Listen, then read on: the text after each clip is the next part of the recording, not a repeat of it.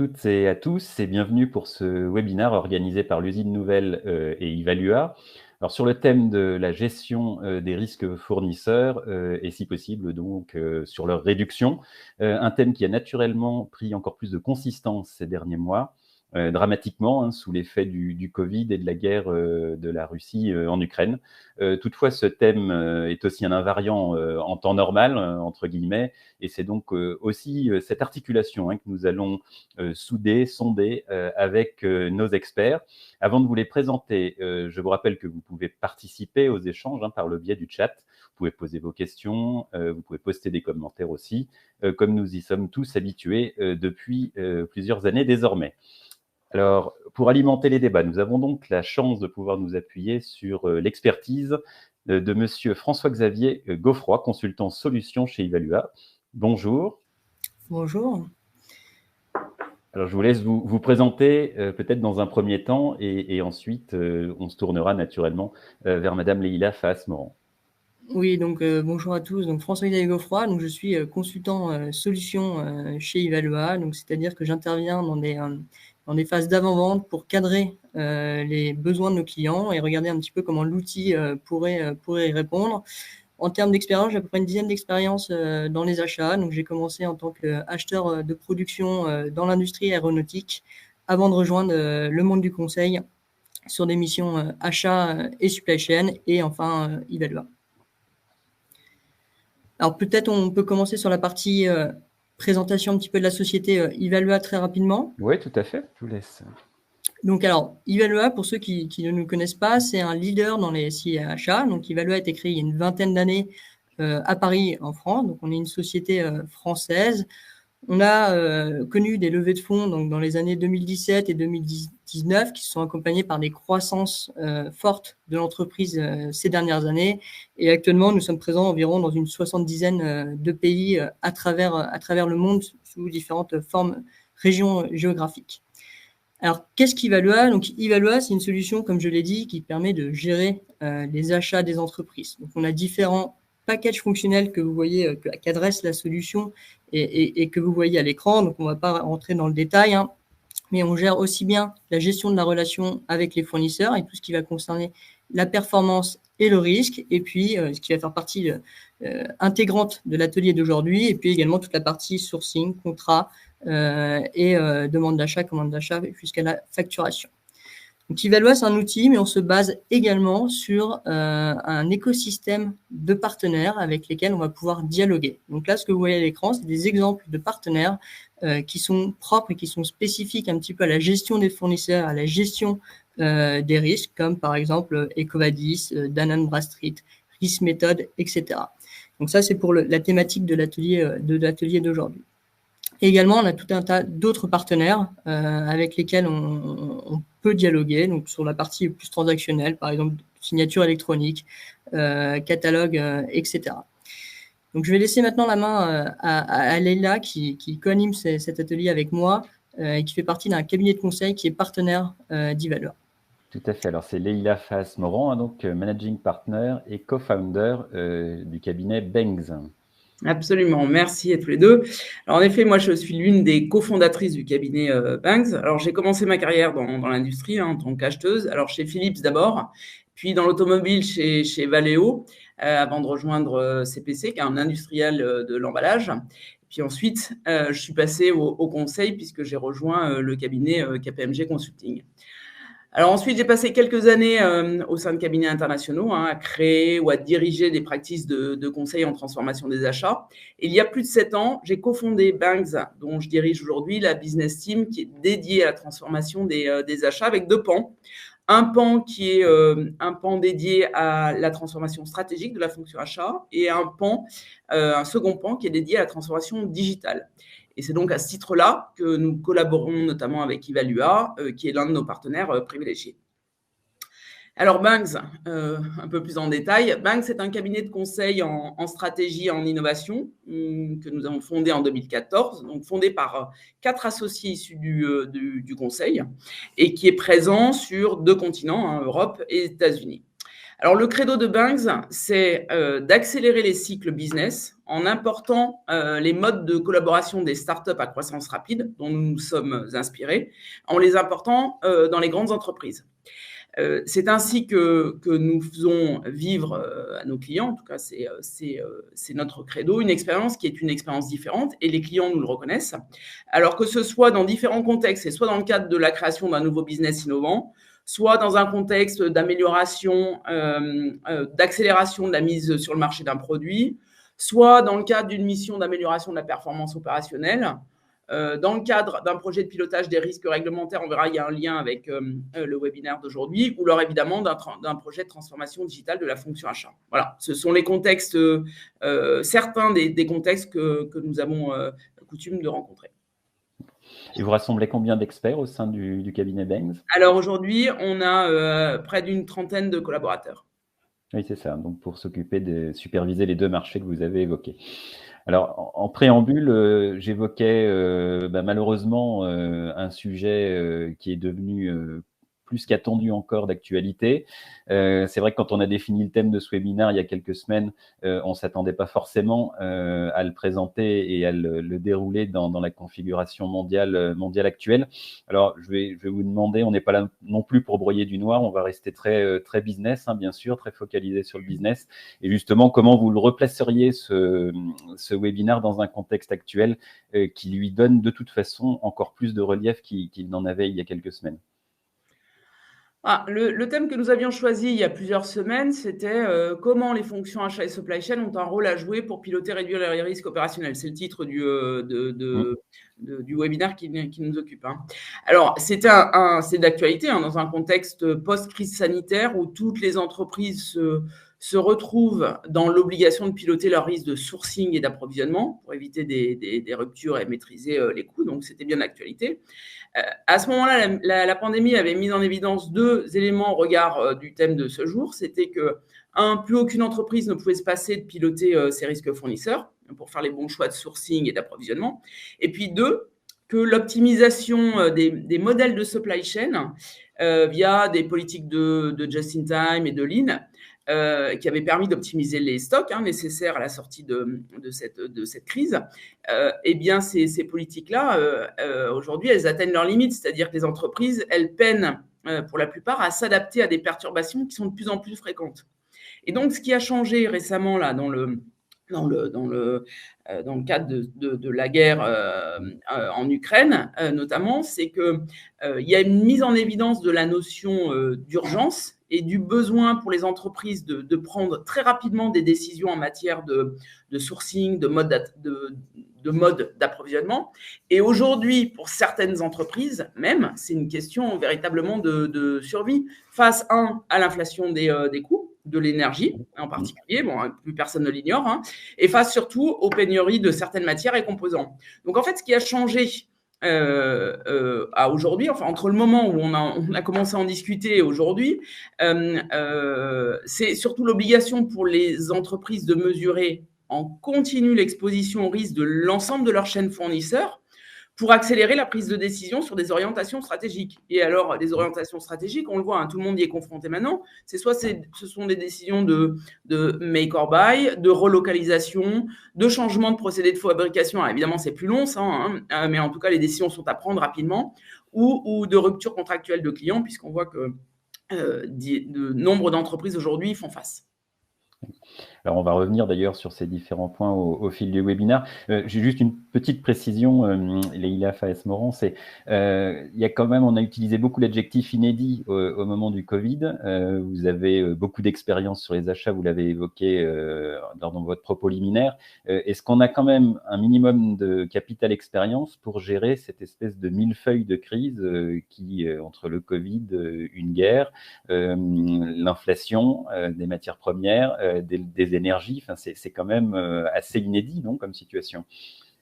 Alors, ce qui est inédit, c'est pas tant l'exposition à ces risques-là, parce qu'on les a connus. Ce qui est inédit, c'est l'intensité et la fréquence de ces perturbations et la récurrence de ces perturbations. je pense que c'est l'élément de nouveauté réside plutôt dans ce facteur-là. Et du coup, l'obligation de décider vite et d'accélérer la prise de décision. Voilà. Très vite, parce que en plus, on a une simultanéité des points de crise. Et alors, justement, sur le pilotage des achats au quotidien, cette influence-là, vous la mesurez comment? Vous la percevez comment? Vous l'appréhendez comment pour vos clients? Alors, bon, l'influence sur le pilotage des achats, c'est surtout l'incidence sur le pilotage des risques fournisseurs le pilotage des fournisseurs et des risques associés. C'est-à-dire que, par exemple, comment se doter d'un dispositif, enfin, c'est pas par exemple, mais c'est surtout le problème auquel on est souvent confronté, c'est comment se doter d'un dispositif qui permette en continu de piloter les fournisseurs, de qualifier et d'évaluer les risques associés, et à terme même d'ailleurs de les prédire et de les anticiper.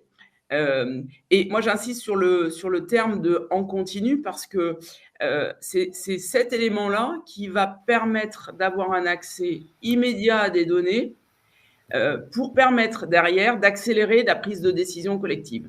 Qui concernera d'ailleurs les achats, la supply chain, mais plein d'autres disciplines, hein, la R&D, les ventes, le marketing, et qui sont confrontés à une survenance de perturbations, je le disais tout à l'heure, mais qui sont de plus en plus fréquentes et de plus en plus intenses.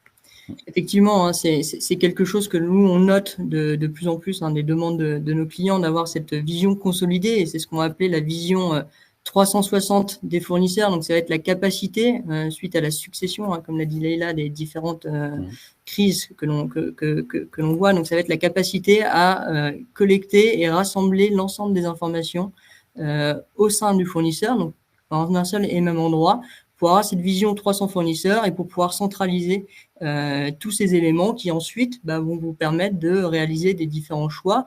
Et cette collecte passe pas uniquement par les achats, hein, puisque c'est vraiment une collecte des différents métiers qui sont appliqués, donc la supply chain, la logistique, la qualité, de façon à avoir la vision la plus exhaustive de nos fournisseurs et pour pouvoir prendre les bonnes décisions le plus rapidement possible. Et justement, d'un point de vue très fonctionnel, très opérationnel, quels sont les indicateurs de performance sur lesquels les dirigeants peuvent et doivent s'appuyer pour rendre leurs arbitrages?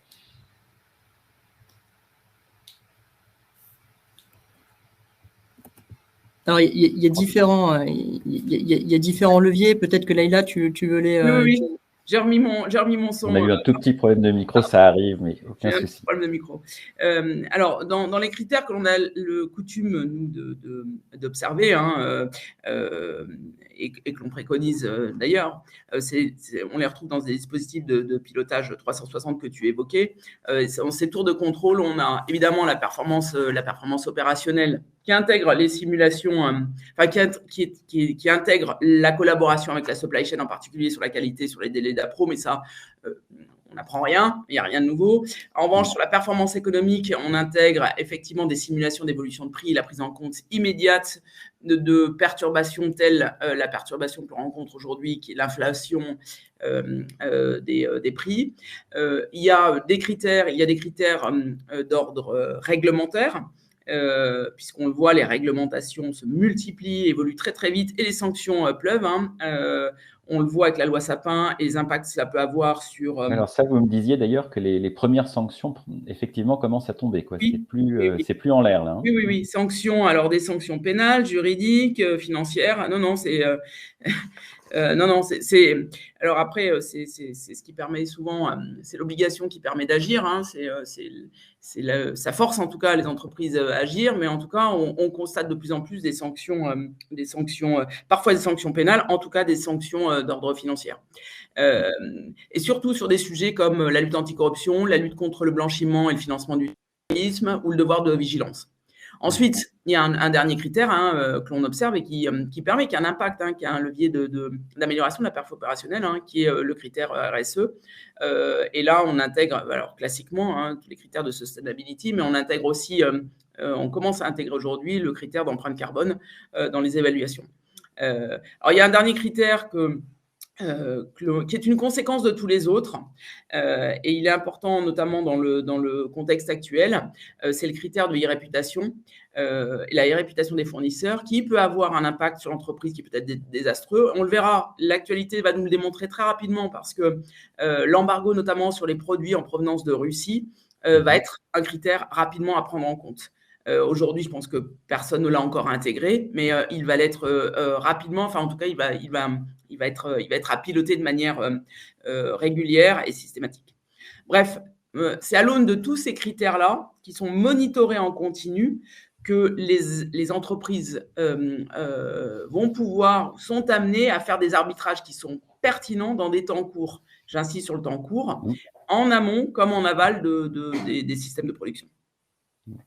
D'ailleurs, François-Xavier, je pense qu'on voulait peut-être évoquer, parce que quand on a vu le slide, c'était justement cette agrégation de différents éléments qui aboutit à ce qu'on appelle dans le jargon une pieuvre, mais qui donne une photo très précise finalement de la situation donnée, quoi. Effectivement, là, ce que vous voyez à l'écran, c'est un exemple d'un de nos clients sur des critères de notation, et on voit très bien sur cette exigence que il y a différents indicateurs que le client souhaitait voir notés et voir suivis. Donc, on a différents indicateurs qui font appel à différents métiers. Il y a des indicateurs qui sont plus pour les achats. Par exemple, si je prends le premier, innovation pour la réduction des coûts. Mais il y a également des indicateurs qui impliquent l'ensemble des acteurs de la relation fournisseur. Donc, la partie supply chain, la partie qualité, certificat qualité, logistique sur le taux de service de nos fournisseurs. Donc, en fait, le besoin, c'est vraiment de consolider cette vision des différents métiers, et ensuite chaque métier va aller noter et suivre l'évolution de notation de ces critères. Alors, il y a des arbitrages qui sont réalisés, et en fonction des entreprises, on n'a pas forcément les mêmes stratégies qui sont mises en place pour effectuer une pondération et pour aller établir une note globale de suivi de risque et de suivi de performance de nos fournisseurs. Et également, on évoquait au début le fait qu'il y a une succession de crises. En fonction des différentes crises que l'on va avoir, on va pouvoir avoir une évolution de cette pondération. Peut-être que le Covid a exacerbé la mise, tel critère achat, alors que la guerre en Ukraine avec l'inflation peut-être peut développer différents critères. Donc en fait, cette pondération, c'est quelque chose qui est amené à évoluer dans le temps et à faire évoluer, mais l'important, c'est d'avoir ces KPI, ces indicateurs de notation, pour pouvoir avoir la vision consolidée, la vision 360 dont on parlait tout à l'heure, et pour que l'ensemble des parties prenantes aient les informations dans le but de prendre des décisions et éventuellement de déclencher des stratégies achats, de make or buy, de relocalisation, etc. Donc ces indicateurs vont vraiment servir l'ensemble des métiers pour prendre les décisions.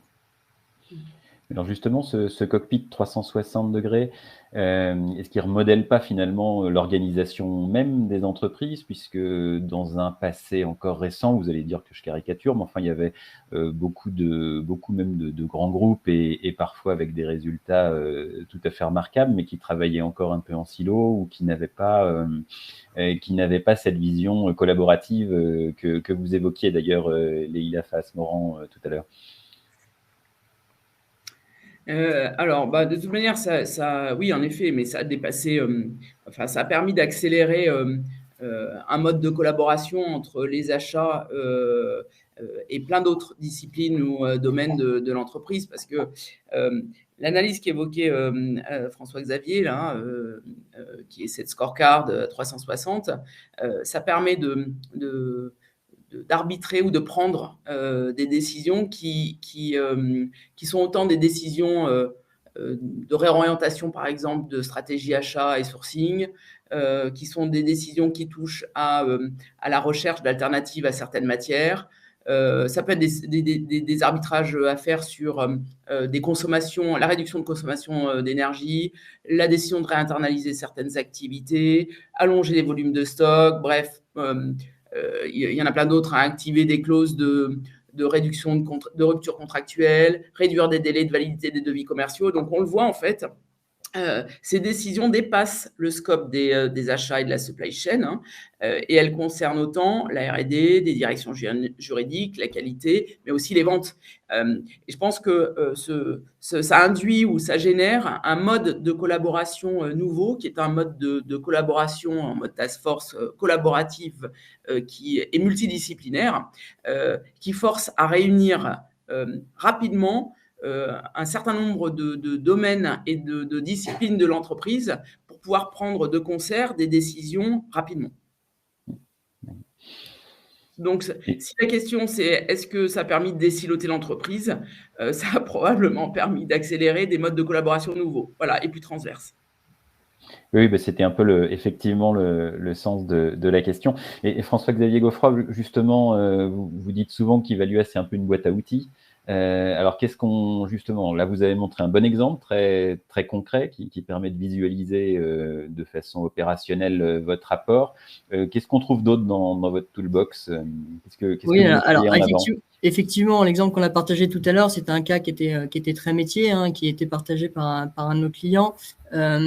Ce qu'on peut présenter en standard, hein, dans la solution, c'est ce que vous voyez à l'écran. Donc là, vous voyez que je suis sur un fournisseur et en fait, au sein de la fiche fournisseur, donc c'est comme ce que je disais tout à l'heure, de capitaliser et de centraliser l'ensemble des informations dans un seul et même endroit. Donc, au sein de notre fiche fournisseur, on va pouvoir gérer le niveau de risque et le niveau de performance de nos fournisseurs. Donc là, vous avez un exemple de ce qu'on est capable de faire dans la solution. Et vous voyez on retrouve trois informations importantes. C'est que vous avez un niveau de risque global. Donc là, on est sur un niveau de risque moyen, qui est en fait la pondération que j'expliquais tout à l'heure de différents critères en fonction de choix et d'arbitrage qui sont réalisés par chaque entreprise. Ensuite, au sein de cette scorecard, on va avoir des indicateurs. Donc là, vous voyez, c'est des indicateurs financiers, conformité, opérationnel, sécurité. Donc, c'est un petit peu l'ensemble des leviers que l'on va souhaiter vouloir mesurer. Donc, c'est ce qu'évoquait Leïla tout à l'heure. Et puis, on peut avoir des sections, des sous-sections, et pour lesquelles on aura chaque critère aura une notation qui peut provenir des différents métiers, hein. Ça peut être les achats, ça peut être la supply chain, sur le taux de service, sur le nombre de ppm de la qualité. Donc, on va consolider cette vision-là au sein de la fiche fournisseur. Et également, un point qui est important, c'est qu'on va pouvoir suivre l'évolution de chacun de ces critères. Donc, savoir à l'instant T, c'est bien, mais suivre l'évolution au fil de l'eau, et c'est ce que vous voyez, hein, sur la droite, la partie qui a été surlignée en rouge, où on voit critère par critère l'évolution, et ce qui va vous permettre d'établir des décisions, des stratégies achats pour dire j'ai un risque géographique sur mon fournisseur qui augmente. Est-ce que il faudrait pas que je diminue la part de marché pour trouver une deuxième source? Ou est-ce qu'il ne faudrait pas que je change de fournisseur, donc que je relance un appel d'offres dans le but de sécuriser mon approvisionnement. Donc l'idée, c'est vraiment de venir au sein de la fiche fournisseur, centraliser, collecter l'ensemble des informations qui vont vous permettre de prendre les bonnes décisions avec les bons interlocuteurs. Et ce qu'on voit à l'écran, c'est bien ce que l'outil présente aux professionnels concernés, hein. Donc, c'est relativement facile à appréhender. Enfin, on n'est pas dans une complexité de menu comme on a pu connaître jadis avec certaines solutions. Non, effectivement, c'est très visuel. Donc, on va mettre des codes couleurs orange, rouge, vert. L'objectif, c'est que ce soit très ergonomique et très facile d'accès et de compréhension pour l'ensemble des utilisateurs. Alors, j'ai juste une question là qui nous parvient d'un visionnaute. C'était pour savoir, alors, si vos outils sont faciles à interfacer avec d'autres logiciels dédiés à la gestion des risques. Alors oui, effectivement, hein, c'était la slide que j'avais présentée un petit peu au début de la présentation Evalua. Donc en fait, Evalua sera un hub où on va collecter les données et en effet, pour être interfacé, on a tout un tas de partenaires avec lesquels on travaille, que ce soit Dun & Bradstreet sur la partie financière, que ce soit Risk Method sur le risque, que ce soit Ecovadis par exemple sur le développement durable. Donc l'idée, c'est d'aller un petit peu alimenter et nourrir l'ensemble des informations, que ce soit auprès de solutions externes, comme je le viens de mentionner, que ce soit d'informations internes des différents acteurs, pour avoir la vision la plus exhaustive de notre vue fournisseur et capitaliser sur ce fournisseur-là pour prendre encore une fois les bonnes décisions. Parce que je pense que le double fond de la question, c'était aussi si c'était un interfaçage relativement facile et qui ne demandait pas d'être un travail trop important au niveau SI. Alors, sur les partenaires que j'ai mentionnés, c'est-à-dire qu'on a on est partenaire, on a des connecteurs standards façon à réduire la charge de projet. Mais après, effectivement, si vous souhaitez, enfin, si d'autres personnes souhaitent travailler avec d'autres outils, c'est des choses que l'on peut réaliser en projet. D'accord. Et alors, quels sont les autres modules que comprend la solution pour superviser les différents fournisseurs, justement? Bah là, ce qu'on a vu, c'est en fait, c'est une partie, c'est une brique de la gestion de la relation fournisseur. Donc, la gestion de la relation fournisseur, c'est quelque chose qui est plus vaste, hein, qui va permettre de créer et les fournisseurs et de suivre les fournisseurs dans le temps. Mais également, ces indicateurs-là vont servir toute la solution. Donc, tout ce qui va être projet d'appel d'offres, tout ce qui va être contractualisation et tout ce qui va être sur la partie transactionnelle. C'est-à-dire que si j'ai un risque identifié, je vais pouvoir déclencher une procédure pour essayer de limiter mon risque. Je vais pouvoir bloquer mon fournisseur pour ne pas l'inviter à des appels d'offres. Je vais pouvoir le bloquer dans la partie transactionnelle pour passer des commandes, etc. Donc, effectivement, c'est quelque chose qui va alimenter l'ensemble de la solution et des processus achats. D'accord. Et donc, vous avez, je crois, des onglets d'ailleurs alerte aussi qui se déclenchent à certains moments pour signaler une situation, sinon en train de déraper, du moins susceptible de le faire. Effectivement, en fonction de ce qu'on a configuré dans la solution, il peut y avoir des alertes qui soient bloquantes ou non bloquantes. Bloquantes, c'est ce que je disais tout à l'heure, on va bloquer ce fournisseur-là de façon à avertir les utilisateurs et de façon potentiellement à déclencher des processus de gestion du risque dans le but de lancer des plans d'action avec ce fournisseur-là ou des plans pour, entre guillemets, nourrir la stratégie achat et prendre les bonnes décisions. Mais effectivement, les achats seront avertis et l'ensemble des utilisateurs seront avertis également. Une autre question qui revient, c'est finalement, est-ce que l'ensemble de la solution connecte justement les différents fournisseurs entre eux, puisque vous évoquez d'ailleurs souvent dans le milieu la fameuse cascade des fournisseurs, et un fournisseur entre guillemets parfaitement safe à un moment donné peut lui-même être fragilisé par un fournisseur de rang 3 ou 4, et ça, est-ce que vous parvenez à créer cette chaîne ? Alors, effectivement, c'est une bonne question. Jusqu'à présent, on a parlé beaucoup de vision 360 des fournisseurs. Donc, la vision 360, c'est capitaliser sur l'ensemble des informations propres à un fournisseur. Mais on peut effectivement rajouter un axe d'analyse ou une troisième dimension, je sais pas, en 3D, entre guillemets, pour aller suivre l'ensemble de la vision de nos fournisseurs. Et ce qui va être intéressant, du moins sur les fournisseurs stratégiques ou sur les familles d'achats stratégiques, ça va être de suivre les fournisseurs, notre fournisseur, mais les fournisseurs de nos fournisseurs. Donc, les fournisseurs de rang 1, les fournisseurs de rang 2, parce qu'effectivement, si on a un risque d'approvisionnement en matières premières ou en composants, comme on peut le voir actuellement, nos fournisseurs, les sous-traitants de nos sous-traitants peuvent être impactés et ça va impacter l'ensemble de la chaîne. Donc, ça va impacter vos sous-traitants et ça va vous impacter vous. Donc, on sera capable de suivre la gestion du risque sur l'ensemble de ces fournisseurs-là. Et ça, c'est un exemple que vous voyez à l'écran où on a un fournisseur et on voit l'ensemble des fournisseurs qui sont rattachés à ce sous-traitant. Et on peut voir, par exemple, qu'on a un risque rouge en haut auprès d'un fournisseur qui potentiellement va vous impacter sur votre fournisseur principal. D'accord.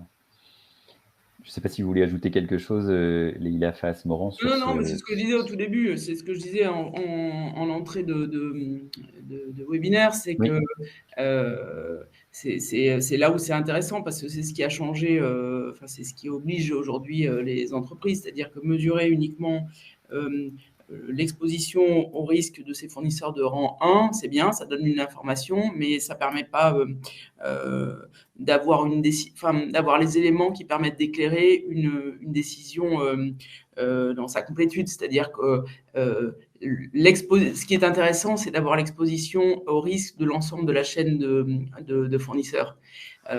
Et je pense que c'est ça auquel les entreprises ne peuvent plus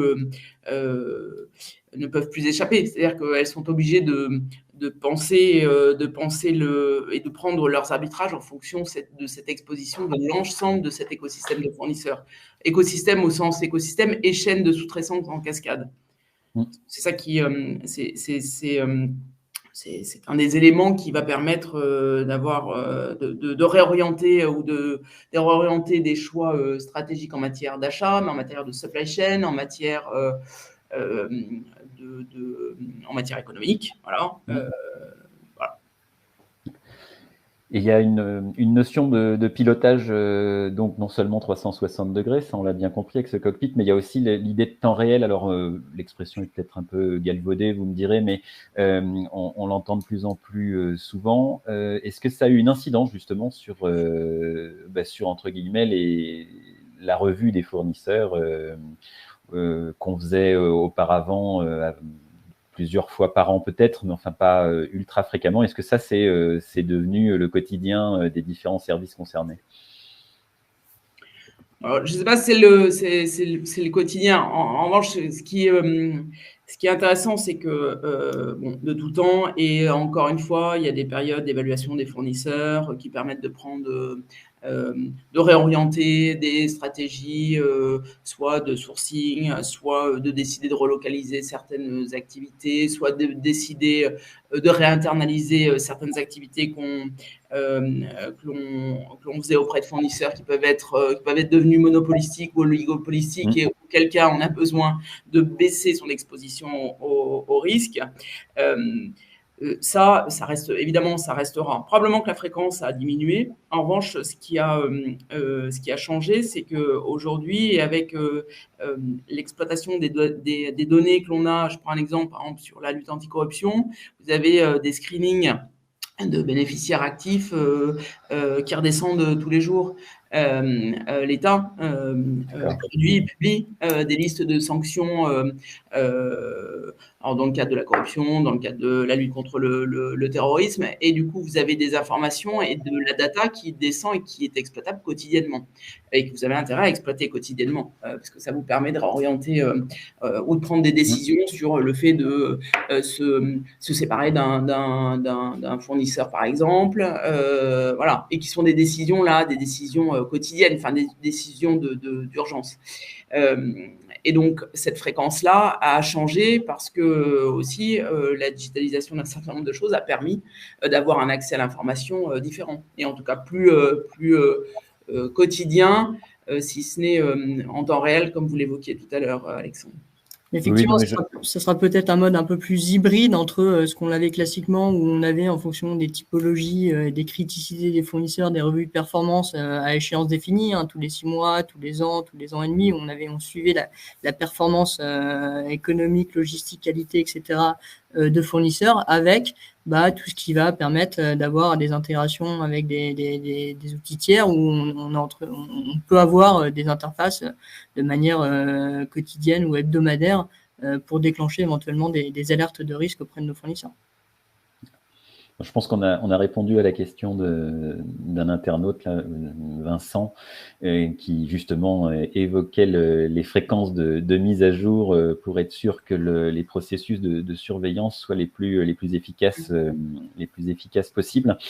Au niveau du temps court finalement d'urgence, Leïla Faas-Morand, je me tourne vers vous parce que vous avez parfois une formule assez violente, entre disant que certains groupes jouent tout simplement leur survie en ce moment, et en même temps vous êtes rassurante à d'autres égards, puisque vous dites que ce pilotage-là très urgent, il doit naturellement ne pas être décorrélé d'une vision stratégique long terme, ou en tout cas moyen terme, et que les deux sont tout à fait conciliables. C'est c'est deux temps qui ne sont pas incompatibles. C'est-à-dire que ce n'est pas le pilotage qui est urgent. C'est le monitoring d'un certain nombre de données qui est à faire en continu pour permettre une prise de décision dans des temps courts et pour accélérer cette prise de décision. Et à mon sens, c'est ça qui est important. C'est-à-dire qu'aujourd'hui, les entreprises, de toute manière, la plupart des entreprises, il n'y a plus personne qui ignore la nécessité de piloter ses tiers. Et en l'occurrence, ses fournisseurs, pas que, mais ses fournisseurs et les fournisseurs de ses fournisseurs.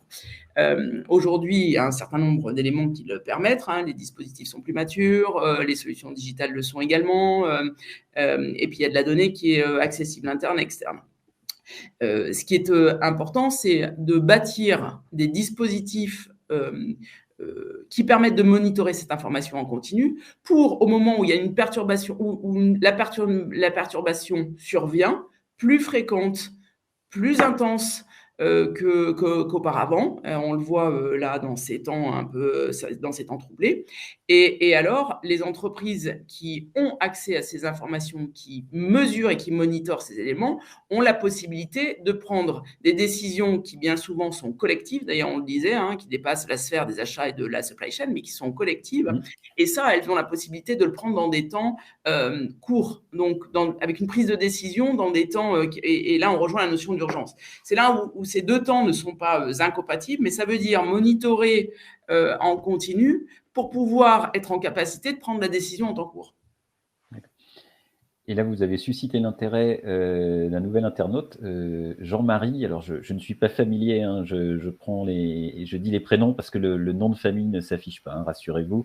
En tout cas, il se tourne vers vous pour vous demander, dans le modèle de suivi opérationnel d'Evalua, quels sont les KPI que vous privilégiez en général auprès de vos clients? Alors, c'est un petit peu les KPI qui étaient affichés à l'écran tout à l'heure. Donc, on va suivre des informations financières, premièrement, notamment tout ce qui va être taux de dépendance des fournisseurs. C'est un point extrêmement important pour les achats. Ensuite, toute la partie conformité, opérationnelle, sécurité géographique et responsabilité sociale. En général, c'est les points sur lesquels on appuie fortement, on dirige nos scorecards. Après, on a un outil qui permet de configurer et qui permet de s'adapter. Donc, on est là également pour retranscrire les scorecards de risque de nos clients. Donc, parfois, nos clients, nos prospects sont matures et ont des scorecards déjà existantes. Donc là, on va faire un mix entre ce que j'ai indiqué et les scorecards déjà existantes de nos clients.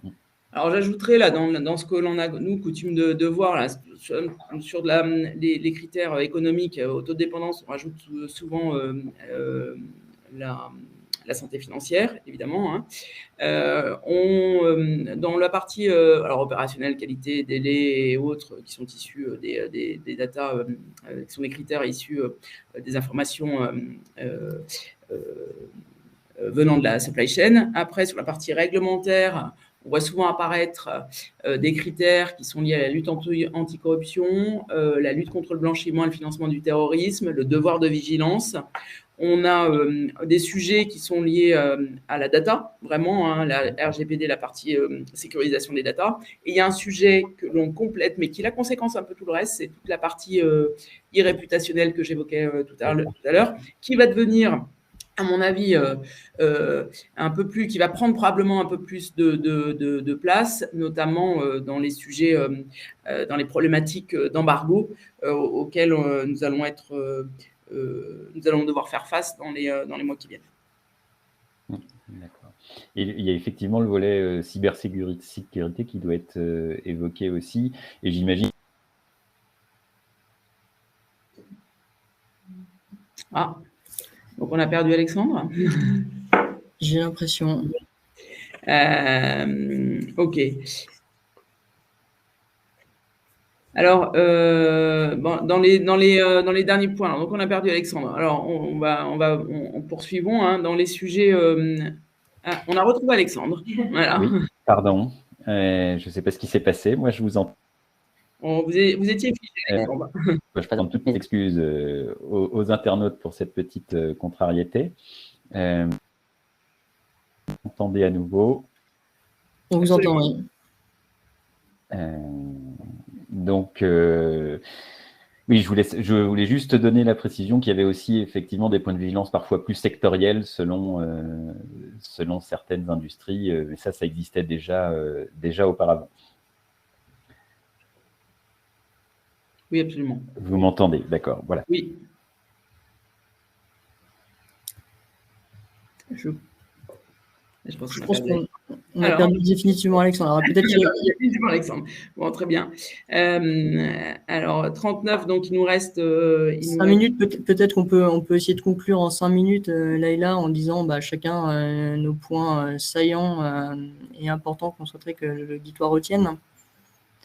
Je t'en prie, commence. Merci. Donc, moi, le message que je souhaite faire passer, c'est un petit peu la scorecard de risque que l'on a vu tout à l'heure. Donc, on va pouvoir construire des scorecards de risque, soit, comme je l'ai dit, on s'adapte sur ce que les entreprises ont déjà, ou soit on les adapte en fonction de l'évolution également des contraintes réglementaires. Donc, c'est important d'avoir cette scorecard de risque qui va permettre d'accélérer cette prise de décision. Ensuite, il y a deux informations corrélées. Donc, c'est l'input et l'output. Donc, pour récupérer cette scorecard de risque, on va avoir une implication des différents métiers et parce que les décisions ne sont pas prises uniquement par les achats, c'est des décisions qui sont collégiales. Donc, pour construire et consolider ces données-là, on aura une collaboration importante entre la supply chain, entre la qualité, entre la logistique, entre les achats. Chacun sera responsable de différents critères d'évaluation, KPI d'évaluation de nos fournisseurs pour constituer cette scorecard de risque. Et donc ça, c'est la partie amont. Et la partie aval, c'est prendre des décisions sur la base des informations qui ont été récoltées et déclencher, notamment grâce à l'outil, via un outil d'alerte, de flux d'approbation, déclencher des processus dans le but de réduire le risque, de définir des stratégies achats pour aller relocaliser, pour aller travailler avec la R&D pour éventuellement changer de matière et s'approvisionner sur une matière qui est moins sensible, etc. Donc, ces données vont alimenter les différentes prises de décision de l'ensemble des acteurs. Alors, j'en profite du coup, parce que du coup, avant de clore, parce qu'il y a quelques questions qui apparaissent. Il y en a une notamment qui apparaît, qui est la suivante, qui est posée par Albert, qui dit « Devons-nous considérer que le risque climatique fait partie intégrante d'un risque plus global ?» Alors, je me permets d'y apporter une partie de la réponse. Oui, enfin... le risque climatique, d'un côté, alors on évalue aujourd'hui souvent des critères liés à la RSE. On traite également d'un sujet qui est un sujet que l'on retrouve, et en tout cas auxquels les clients sont plus sensibles en ce moment, qui est l'empreinte carbone, même si pour rien vous cacher, les sujets qui nous préoccupent là depuis 2 mois sont plus l'inflation et la pénurie et rupture d'approvisionnement que l'empreinte carbone. Mais en tout cas, en tout état de cause, l'empreinte carbone et le risque climatique font partie d'une performance plus globale. Je ne dirais pas que c'est un risque plus global, mais en tout cas d'une performance à évaluer qui est plus globale et qui dépasse la dimension stricto sensu de l'évaluation environnementale, sociale et sociale. Voilà. Je ne sais pas si vous m'entendez. Absolument. Oui, je voulais vous remercier du coup pour avoir conduit avec brio cette synthèse et avoir répondu aux différentes questions. Donc il y avait notamment une autre question qui était sur la santé financière des entreprises et sur le cas particulier du coup des sociétés étrangères. Alors je ne sais pas qui veut répondre. S'il y avait, j'imagine que le sous-entendu, c'est qu'il y a peut-être des zones beaucoup plus risquées et par rapport aux menaces de corruption que vous évoquiez, je pense que c'est un peu en filigrane de la question. Oui. Alors, de toute manière, j'ai beaucoup parlé de l'évaluation des risques, mais en amont de l'évaluation des risques, il y a la qualification des risques. Et quand on qualifie un risque, le caractérise par une notion en fait de risque très fort, enfin risque très fort, risque moyen, faible auxquels sont exposées les entreprises. Et dans les critères de qualification, on intègre la notion de pays, parce que pour certains risques, c'est un critère qui permet de préciser la qualification et qui permet de noter si un risque est un risque fort pour l'entreprise ou un risque totalement faible. Il y a une autre question là qui apparaît, alors qui va droit au fait, hein, comme disent les anglo-saxons. En quoi votre outil d'évaluation se distingue-t-il principalement de vos concurrents? Voilà. Tu veux que je pose la question, Leïla? Vas-y. Donc effectivement, donc en fait, la philosophie d'Evalua, ça sera la capacité d'agréger l'ensemble des données au sein d'une même plateforme. Donc on a une plateforme qui est basée sur un code unique, c'est-à-dire qu'on sera capable de déverser l'information que l'on collecte au niveau du risque sur l'ensemble de la suite achat sans intégration ou sans interface. Ça sera complètement natif. Donc on va pouvoir créer des alertes bloquantes ou non bloquantes sur la base des KPI.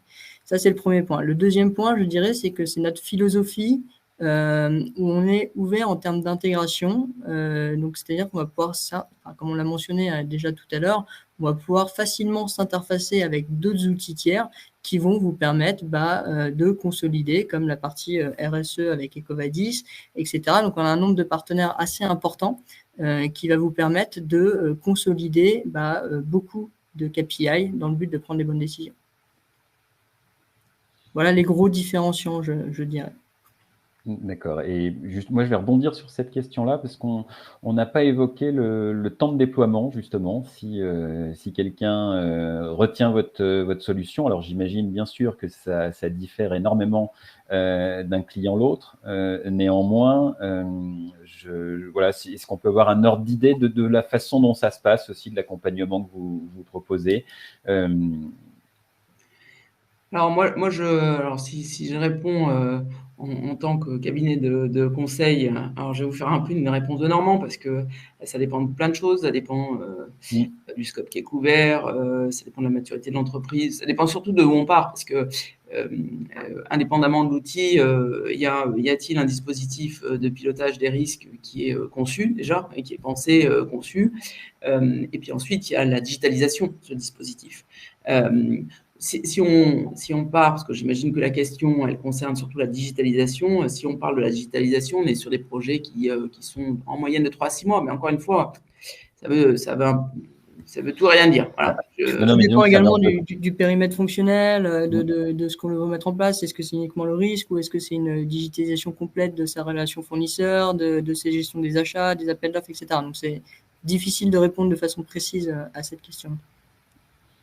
Non, mais je pense que c'était intéressant en tout cas d'évoquer le fait que ça peut être relativement rapide. On n'est pas sur des process comme parfois dans le monde du SI où c'est pharaonique et très très long.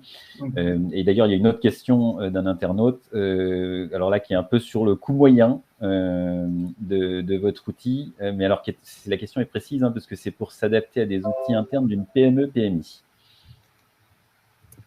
Alors là, c'est peut-être trop précis, justement. Peut-être qu'il faut prendre contact avec vous pour étudier les choses. Oui, effectivement. Là, il faut un petit peu plus d'éléments de contexte pour voir quels sont les outils, quels sont les KPI, etc., que l'entreprise souhaite suivre. D'accord, mais c'est à nouveau Jean-Marie, donc je reprécise que je vous appelle par votre prénom, mais parce que le nom de famille hein, ne s'affiche pas, donc n'y voyez pas une manière cavalière de ma part. En revanche, peut-être pour conclure hein, ce webinaire, je me retourne vers vous, Leïla Fass-Morand, parce que vous n'avez pas eu le temps tout à l'heure, comme il y a eu un peu de turbulence avec ma disparition des radars, peut-être que vous voulez faire la conclusion justement, et ça tombe bien, je dis souvent que c'est la conclusion du consultant avec une synthèse de ce que vous souhaiteriez que les gens retiennent de leur visionnage de ce webinaire. Alors, merci Alexandre de m'accorder ce mot de la fin. En fait, ça va être simple. pour qu'une décision stratégique puisse se prendre rapidement, et j'insiste vraiment sur le sujet la dimension d'accélération de cette prise de décision, parce qu'à mon avis, c'est ça qui concerne les entreprises aujourd'hui. Et pour qu'une décision puisse se prendre rapidement, il faut que les entreprises soient préparées. C'est-à-dire qu'on ne bâtit pas un système de pilotage des risques, on ne mesure pas, on ne pilote pas sa performance opérationnelle à l'aune de nouveaux risques comme ça en un coup de claquement de doigts. Ça marche pas comme ça. En fait, il faut être préparé en ayant pensé en amont ce qu'on veut monitorer comme critères, qu'est-ce qu'on veut mesurer, pour quelle prise de décision. Et alors, une fois qu'on monitore et qu'on mesure ces données de manière continue, alors on est préparé à prendre une décision en temps court. Et je pense que c'est dans ce sens-là qu'il faut le penser. C'est comment se préparer durablement en construisant, en bâtissant des systèmes de pilotage des risques fournisseurs pour pouvoir prendre des décisions rapides, collectives, encore une fois, je le disais, parce que aujourd'hui, ce que l'on anime bien souvent, c'est une fois la data collectée, des task force qui réunissent à la fois les achats, la supply chain, mais encore une fois les ventes, le juridique, pour prendre des décisions qui concernent des décisions qui sont stratégiques pour l'entreprise, qui sont des décisions qui vont derrière induire en fait la suite de la vie de l'entreprise. Donc voilà, c'est préparez-vous en amont pour pouvoir prendre des décisions rapidement. N'attendez pas, voilà. Merci beaucoup. Je voudrais remercier au nom de l'usine nouvelle et d'Evalua tous les participants. Je voulais vous aussi vous remercier naturellement tous les deux, surtout pour avoir magnifiquement géré ma coupure de courant. On va appeler ça comme ça. C'est les aléas directs. Voilà, bravo beaucoup. Ça arrive. En tout cas, bravo. Et puis, alors, je rappelle que vous pouvez noter ce webinaire et surtout qu'il sera disponible en replay. Donc, vous pouvez aussi orienter des gens vers ce replay. Et il sera aussi relayé naturellement sur l'ensemble des réseaux sociaux. Voilà, je vous remercie à nouveau très chaleureusement et à très bientôt. Au revoir. Merci à tous. Au revoir.